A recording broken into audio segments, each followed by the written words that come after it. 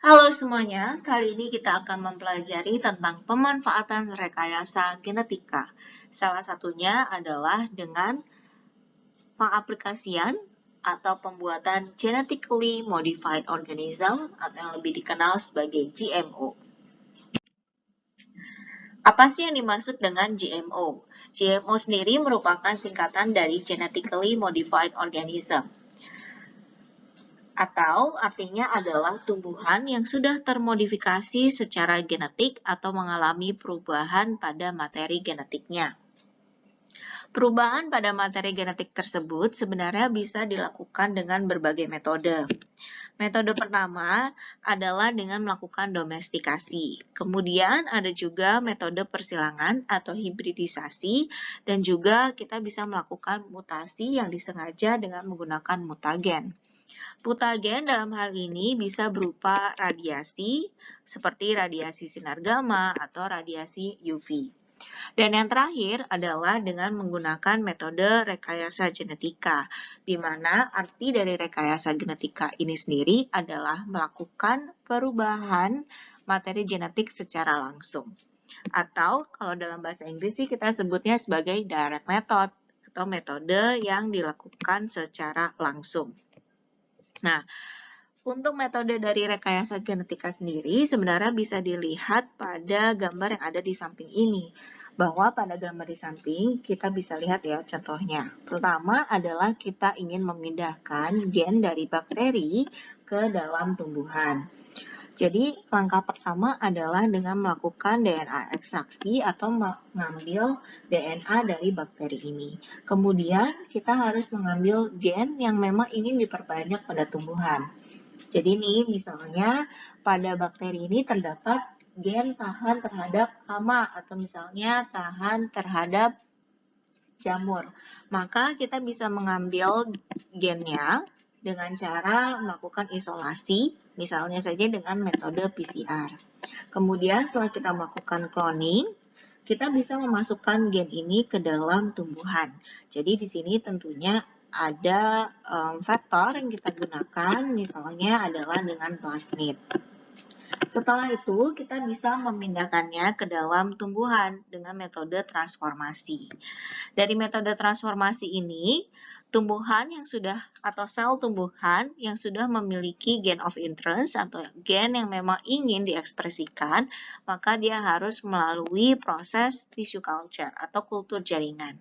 Setelah itu, tanaman akan besar dan ditumbuhkan, baru kita bisa melihat apakah tumbuhan ini memiliki sifat dari bakteri, yaitu tahan terhadap hama.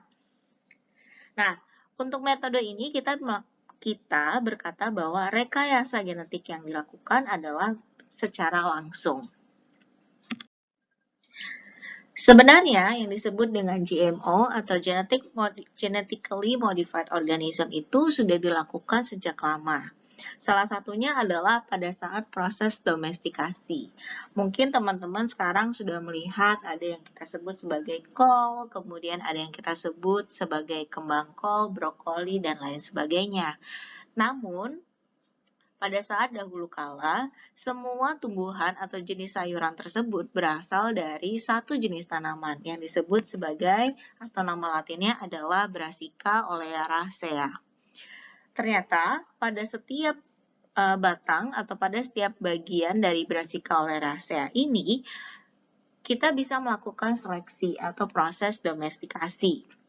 Misalnya saja kita melakukan seleksi pada bagian tunasnya atau terminal budnya, sehingga akan didapatkan kol. Jika kita melakukan domestikasi dan juga seleksi pada bagian tunas lateralnya, maka kita bisa mendapatkan Brussels sprout atau kita nyebutnya adalah mini kol, kol yang kecil-kecil seperti itu. Jika kita melihat pada bagian daunnya, kita bisa mendapatkan kale. Hal yang sama jika kita melakukan seleksi pada bagian batang dan juga bunga, maka akan didapatkan brokoli.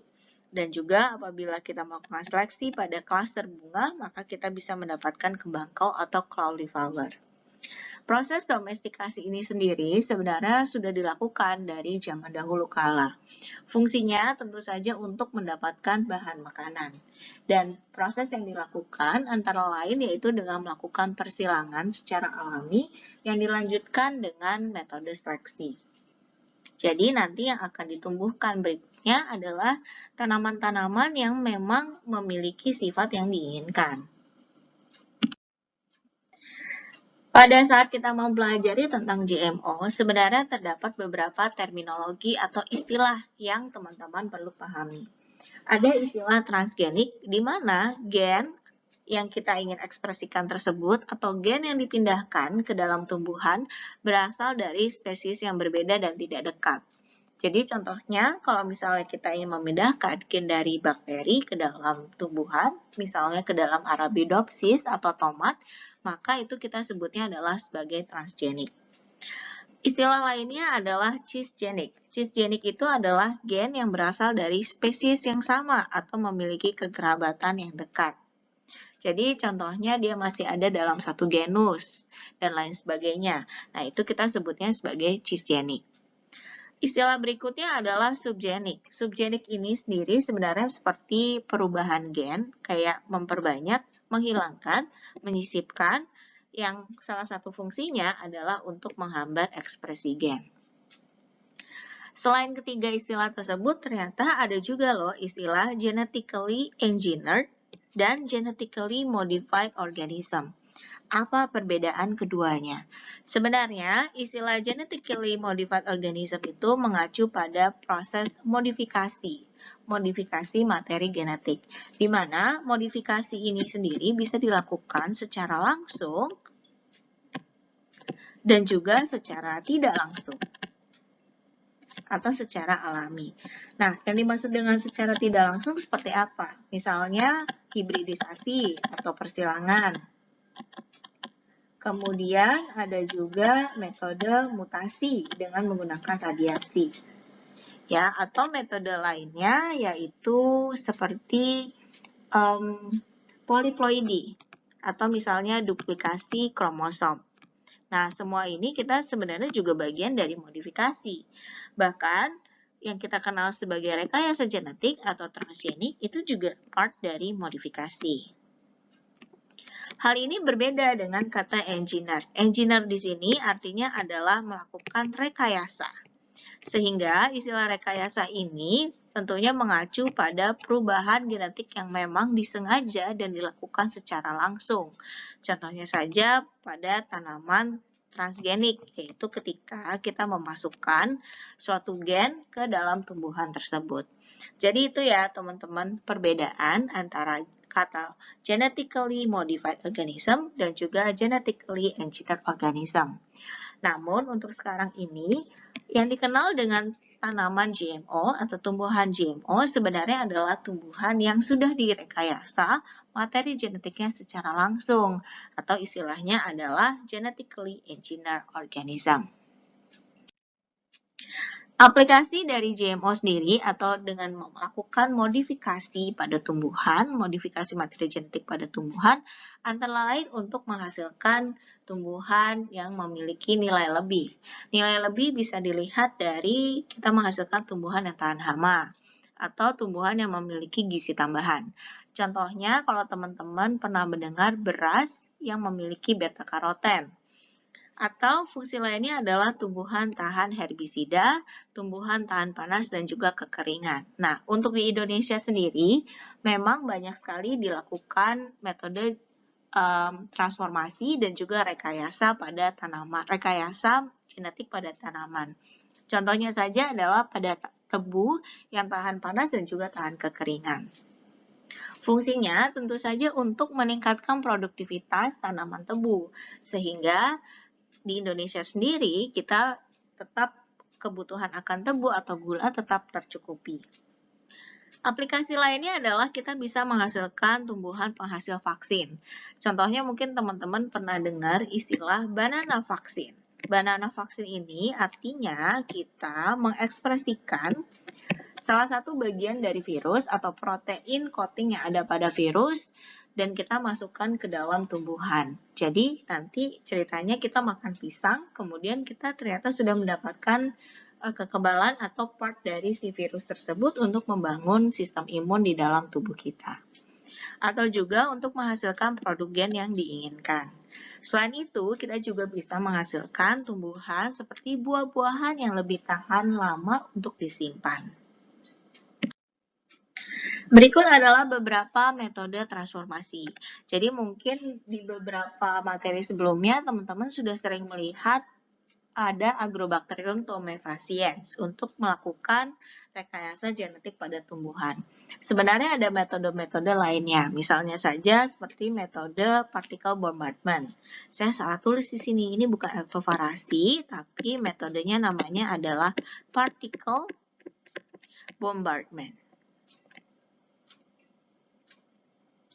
Ada juga metode yang masih menggunakan Agrobacterium tumefaciens atau juga metode elektroforasi. Metode-metode tersebut berbeda dan tentunya memiliki keuntungan dan kekurangan masing-masing. Kali ini kita akan membahas dulu tentang metode particle bombardment. Jadi untuk particle bombardment ini kita memerlukan alat khusus yang kita sebut sebagai particle gun. Di dalam particle gun tersebut kita sudah mempersiapkan peluru-peluru ya atau si partikel ini sendiri. Nah, di dalam peluru ini sendiri sebenarnya terdapat gain of interest. Jadi terdapat fragmen gen. Jadi di dalam pelurunya terdapat fragmen gen atau fragmen DNA di sini. Kemudian fragmen ini kita likupi atau kita cover dengan emas atau dengan tungsten. Jadi hanya beberapa jenis logam saja yang bisa, contohnya emas dan tungsten. Lalu kita akan menembakkan peluru yang sudah berisi gen tersebut ke dalam protoplas. Apa sih protoplas? Protoplas itu adalah sel tunggal dari tanaman yang sudah tidak memiliki dinding sel. Tidak ada dinding sel. Jadi kita tahu ya bahwa tanaman itu dia punya dinding sel. Tapi ketika dinding selnya dihilangkan, maka kita akan menyebutnya sebagai protoplas.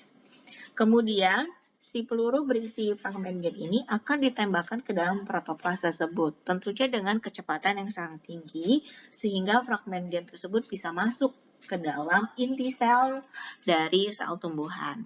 Selanjutnya akan dilanjutkan dengan proses kultur jaringan. Sehingga nanti kita bisa mendapatkan plantlet, kemudian dilakukan aklimatisasi, dan dia dapat ditumbuhkan menjadi tanaman dewasa. Metode lainnya tentu saja dengan menggunakan Agrobacterium tumefaciens. Sebenarnya kenapa sih Agrobacterium ini bisa digunakan untuk transformasi? Jadi yang pertama adalah Agrobacterium memiliki bagian yang disebut sebagai plasmid virulensi dan juga plasmid tDNA. Plasmid virulensi ini memberikan sifat virulen atau menyerang, sehingga kita bisa memindahkan fragmen dari bagian plasmid tDNA ini atau TI plasmid. Bagian yang dipindahkan hanya adalah bagian tDNA region-nya, di mana dibantu oleh protein-protein virulensi yang berasal dari plasmid virulen atau vir helper. Di dalam TI plasmid ada bagian yang kita sebut sebagai tDNA binary factor, di mana di dalamnya sudah terdapat promotor, kemudian gain of interest atau yang ingin kita ekspresikan dan juga terminator. Nantinya bagian tDNA ini akan bisa masuk ke dalam inti sel. Ini adalah inti sel, dan setelah masuk ke dalam inti sel, dia bisa berinkorporasi pada gen yang ada pada tumbuhan tersebut. Tadi terkait metode, dan sekarang kita bisa melihat terkait peta penerimaan tanaman transgenik. Jadi memang sebenarnya tidak semua daerah bisa menerima tanaman transgenik. Tanaman transgenik pun sebenarnya terkadang memiliki image yang kurang baik. Walaupun sampai saat ini belum ada penelitian yang mengatakan bahwa tanaman GMO ternyata memberikan efek buruk pada kesehatan. Jadi belum ada ya penelitian yang mengatakan tentang itu. Untuk Indonesia sendiri, kita bisa lihat di Indonesia sendiri merupakan salah satu negara yang bisa menerima adanya tumbuhan GMO atau Genetically Modified Organism. Contohnya, kedelai. Kedelai yang sekarang sering dipakai untuk pembuatan tempe, sebagian besar adalah kedelai GMO. Mengapa GMO? Karena kedelai GMO ternyata memiliki ukuran kacang yang lebih besar. Kemudian di Indonesia sendiri banyak sekali penelitian terkait GMO, terutama untuk pembuatan tanaman seperti padi atau tebu atau palawija yang bersifat tahan panas dan juga tahan kekeringan. Atau di sisi lain, juga banyak loh penelitian-penelitian di Indonesia yang menunjukkan terkait pembuatan tanaman GMO dengan produktivitas yang tinggi. Demikian teman-teman untuk materi terkait Genetically Modified Organism. Sebagai referensi, kami menggunakan buku Biology A Global Approach, karangan Campbell dan kawan-kawan yang diterbitkan di tahun 2018 oleh penerbit Pearson. Terima kasih sudah menonton video ini dan semoga videonya bermanfaat untuk kalian semua.